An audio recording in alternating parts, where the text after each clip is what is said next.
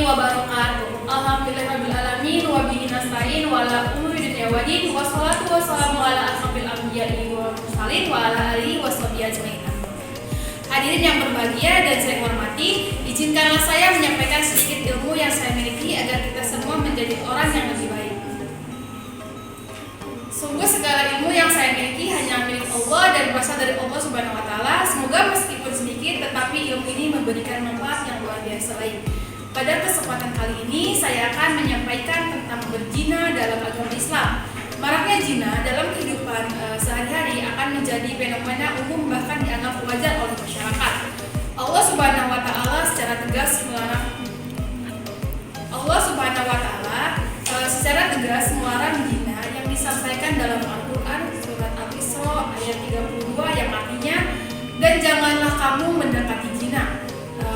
Quran surat Al-Isra ayat 32. Tak hanya itu, terdapat pula larangan berzina yang dimulai dalam hadis Rasulullah yakni sebagai berikut. Wahai para pemuda Quraisy, janganlah kalian berzina. Ingatlah siapa yang menjaga kemaluannya, ia berhak mendapatkan surga. HR Al-Hakim, hadis riwayat Al-Hakim. Berdasarkan larangan tersebut, Allah Subhanahu wa taala menjanjikan seorang muslim yang menjaga dirinya berupa surga. Bahkan Allah Subhanahu wa taala juga menyampaikan hukuman bagi orang yang melakukan zina. Berikut ini firman Allah mengenai hal tersebut. Terdapat dalam surat Al-Nur ayat 2. Perempuan yang berzina dan laki-laki yang berzina, maka deralah tiap-tiap seorang dari keduanya 100 kali dera, dan janganlah belah kasihan kepada keduanya mencegah kamu untuk menjalankan agama Allah jika kamu beriman kepada Allah dari hari akhir, dan hendaklah pelaksanaan hukumnya itu disaksikan oleh sekumpul dari orang-orang yang beriman. Quran surat Al-Nur ayat 2. Terjemahan tersebut membuat setiap orang memahami bahwa hukuman seorang penzina adalah 100 kali dera. Allah Subhanahu wa taala melarang adanya belas kasihan antara keduanya. Hendaknya hukum itu juga dilakukan sekumpulan orang beriman.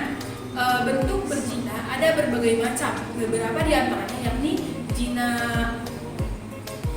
mata yakni zina melihat, dan zina mulut yakni ketika berkata, dan zina hati ketika berharap dan ingin. Kemudian alat kelaminnya itulah yang akan membuktikan atau mendustakannya.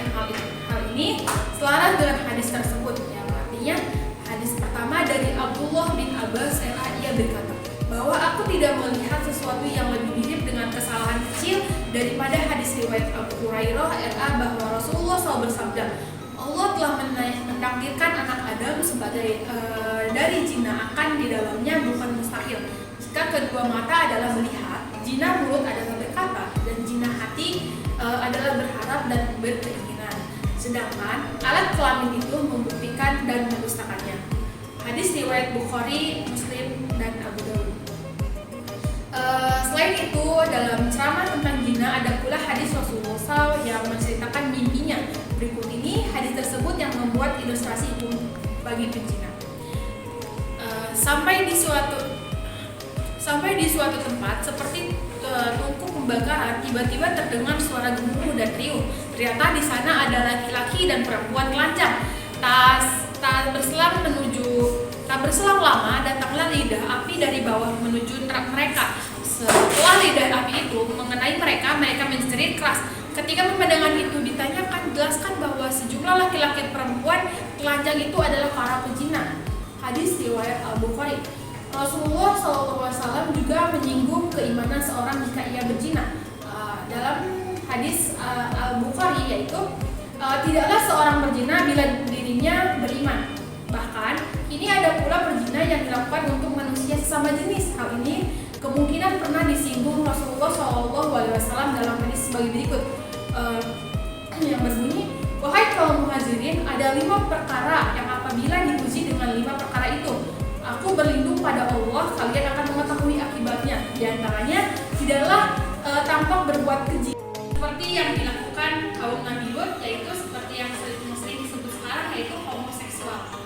Bahkan mereka berani terang-terangan kecuali di tengah-tengah mereka akan merebak taun dan berbagai penyakit yang belum pernah dialami para pendahulu mereka. Dalam hadis riwayat Ibnu Majah.